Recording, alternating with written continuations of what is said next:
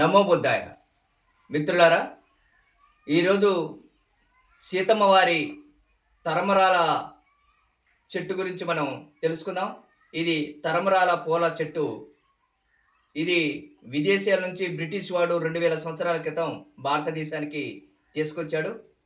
ఇది చాలా విషపూరితమైనటువంటి చెట్టు. పాము కాటికి, విషం విరుగుడికి ఉపయోగిస్తారు. దీన్ని కాయలు తిన్నట్టయితే పాయిజన్ కూడా అవుతుందని ఒక ప్రచారం కూడా ఉంది. అయితే ఈ ఆకులు చాలా అద్భుతమైనటువంటి ఔషధంగా ఉపయోగపడుతుంది.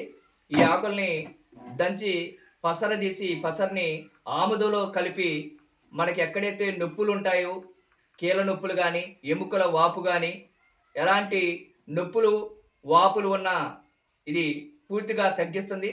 అలాగనే స్కిన్ ఎలర్జీకి కూడా ఈ ఆకుల కషాయాన్ని ఎక్కడైతే ఎలర్జీ ఉందో అక్కడ ఆముదలో కలిపి పూసినట్టయితే ఈ ఎలర్జీ కూడా తగ్గుతుంది.